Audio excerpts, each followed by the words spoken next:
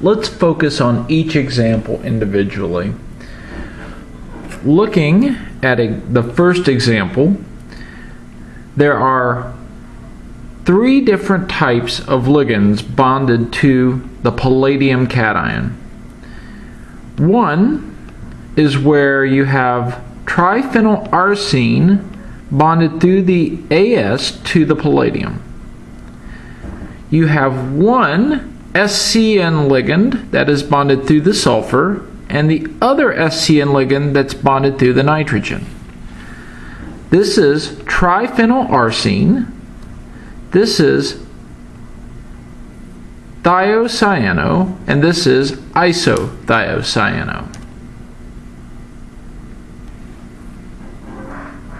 I also give the other type of name for SCN in this compound. In the second example, we have 4 different types of ligands. H2O is one of them, and notice that regardless of the way I write H2O, that the bond, the coordinate covalent bond, must be between the cobalt and the oxygen. We have 2 ammonias, a CN, that's cyanide, and then NO2 that's bonded through the nitrogen.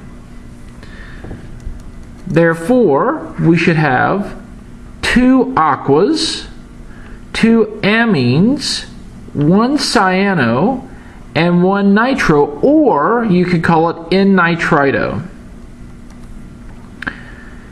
In the third example, I ask you to name these 2 circled ligands.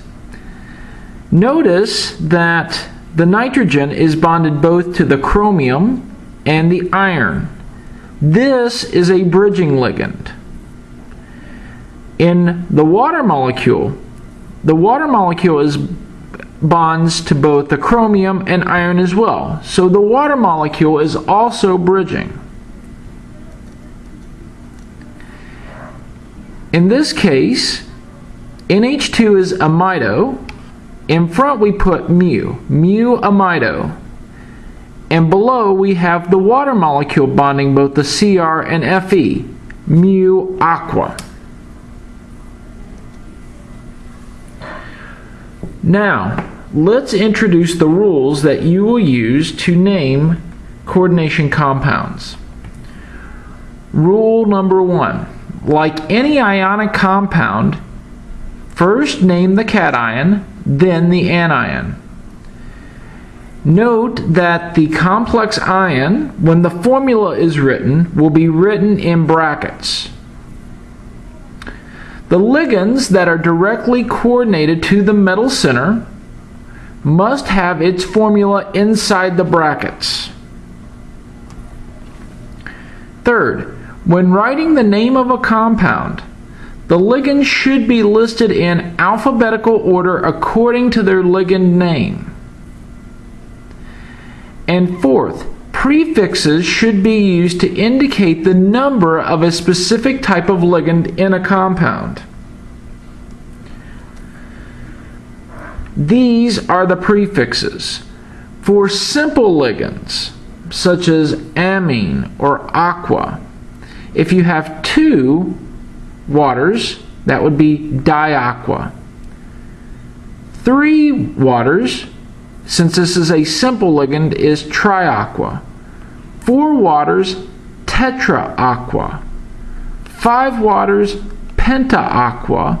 And 6 waters would be hexaaqua. A complex ligand may be something like ethylene diamine. If you have 2 ethylene diamines, it would be bis ethylene diamine. 3 ethylene diamine ligands would be tris ethylene diamine. 4 would be tetrakis ethylene diamine. 5 pentakis, and 6 hexakis.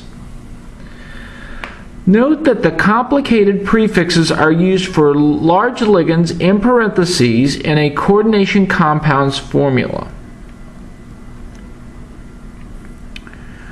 Rules 5 and 6.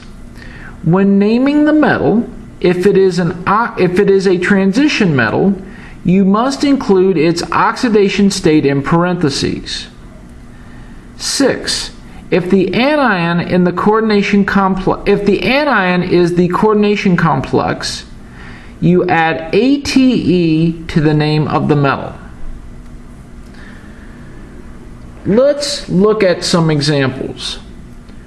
First, note that the complex ion is an anion and it's in brackets.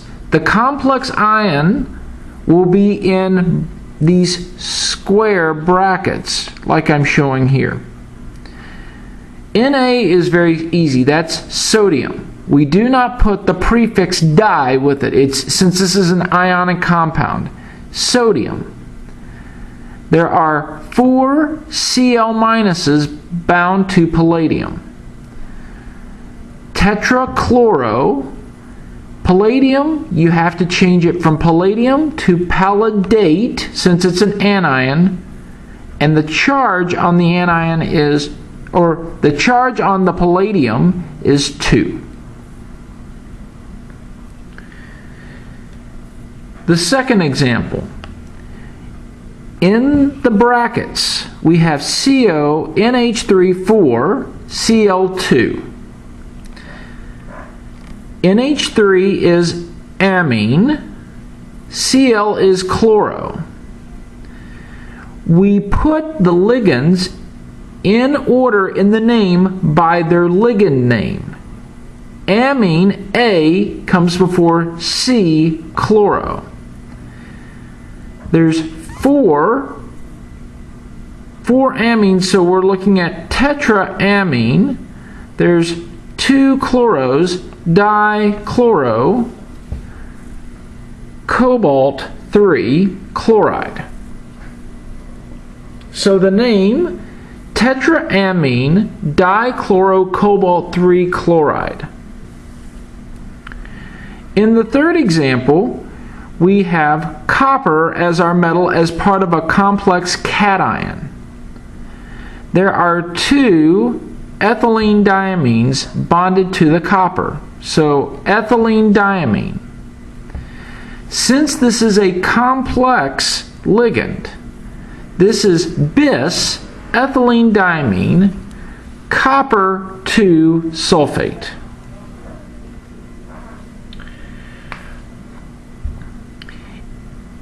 Here is a 7th rule to remember.